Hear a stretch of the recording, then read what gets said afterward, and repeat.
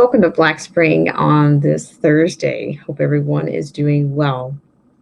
And today I'd like to bring you a story that mentions a well-known organization or a group, or some might even consider it a movement.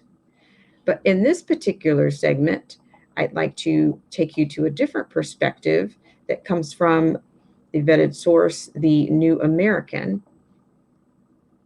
I'd like to thank everyone for joining me on this segment of Black Spring with Autumn. Now, in this segment, this article was written by Luis Miguel Nigel Farage. Black Lives Matter is a, quote, new Taliban, end quote.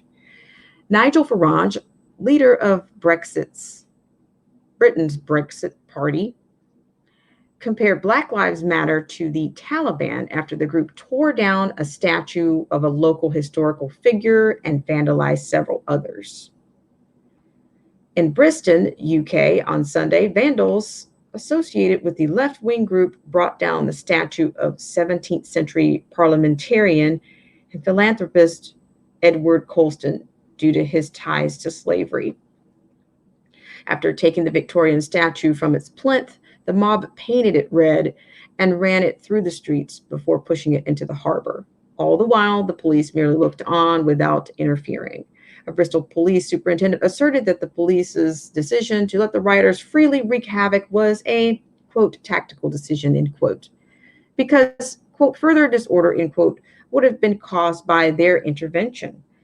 The superintendent also claimed he did not want any tension, adding that, quote, the right thing to do was to allow it to happen, end quote. Farage took to Twitter to condemn the vandalism, writing that the incident marked the birth of, quote, a new form of the Taliban, end quote. A new form of the Taliban was born in the UK today. Unless we get moral leadership quickly, our cities won't be worth living in. Farage's remarks harken back to the Taliban's penchant for historical censorship. The Afghani political organization imposed its Islamic fundamentalist culture upon ascending to power, in part by eliminating traces of pre-Islamic history, such as the world's tallest standing Buddhas. The Islamic State likewise destroyed statues in Palmyra, Syria.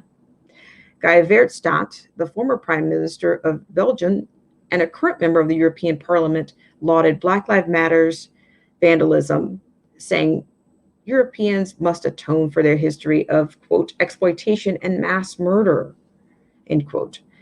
This despite the fact that Colston has traditionally been regarded for his philanthropic efforts, founding schools, hospitals, and almshouses. Now, however, the radical left views this historical figure, as it does all historical figures, merely through the lens of racism, condemning him for making money through the slave trade. According to the quote, to build a future of equal rights and justice, it is necessary for Europeans to look at their past and practices of exploitation and mass murder. Glad no one is asking for a hashtag Colston to be put back. Guy Verhofstadt. The curious thing about social justice groups such as Black Lives Matter is that they seem to believe that slavery and related ills were exclusive to white Europeans, as though no other race of people ever practiced slavery, committed genocide, or conquered foreign nations. In fact, even the most casual reader of history would know that such practices have been the norm among all cultures through the ages. But where are the calls for the tearing down of the pyramids of Egypt and the Great Wall of China? After all, they were built with slave labor. Should be no surprise, however, that BLM isn't well versed in history. The group's action make it clear that members wouldn't be able to pass so much as an elementary school level history test. Take, for example, the other statues targeted. The Parliament statues of Abraham Lincoln and Mahatma Gandhi were also vandalized over the weekend. Lincoln, the man credited for freeing the slaves in America, and Gandhi, a non-white man, for the combating English colonialism, are apparently not, quote, woke, end quote, enough for the BLM crowd. But mere ignorance is insufficient to explain the group's actions. The ground soldiers may simply follow orders, defacing public property without stopping to think through the irony of their targets. But the higher ups in the organization have a determined end goal: completely destroying the social fabric of their nations and of Western civilization. That's why on the 76th anniversary of D-Day, BLM activists vandalized the Cenotaph War Memorial on Whitehall in London, and on Sunday tried to burn the flags adorning the monument. For Marxists, every year is year zero. The aim of Black Lives Matter and the social justice in general is to brand every aspect of Western civilization, quote, racist, end quote, in order to justify tossing it all out. The history, the culture, the traditions, the values, and replace it instead with a new social, cultural, and religious order, one founded in atheistic and totalitarian socialism. Later on Good Morning Britain, Farage took aim at BLM's anarchistic tactics, making the case that a mob cannot go around tearing down any statue it doesn't like. Ask why it's justified for Germans to take down statues of Adolf Hitler, but wrong for BLM to take down the statue of Colston. Farage succinctly replied, quote, because they did it as a violent mob, making their own decision of what they thought was right and wrong, end quote. Mob rule is incompatible with freedom, which is why the radical left is so intent on promoting it. Once again, I'd like to thank everyone for joining me on this segment of Black Spring with Autumn. So here we have another case of a bit of the cliche, nothing new under the sun. And for my tag, this is an example of the specter that is haunting worldwide, the apparition of terror. Destabilizing the Western values in the middle of a pandemic and economic crisis seems pretty much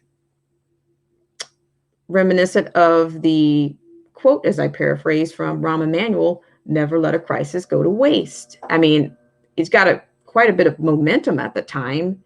So BLM has its own momentum and is backed by many ideology who seek to toss all values, deconstruct values and social constructs in exchange for less freedom.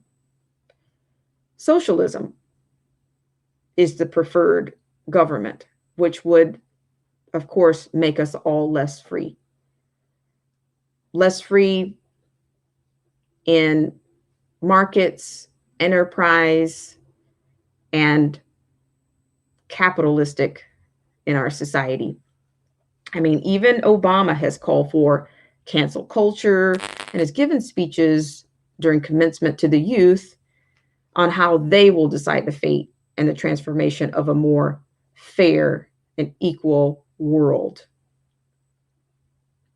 So let me know what you think in the comments.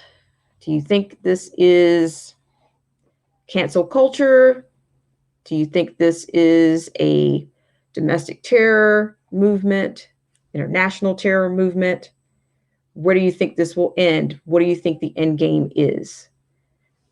Without a doubt, I would add that I do believe that our freedoms are under attack and our entire republic, our constitutional republic, and the rule of law is under attack. Let me know what you think in the comments. If you could like, unlike, subscribe, or share, that would be great for the channelytics. And please make sure you're still subscribed. And once again, I'd like to thank everyone for joining me on this segment of Black Spring with Autumn.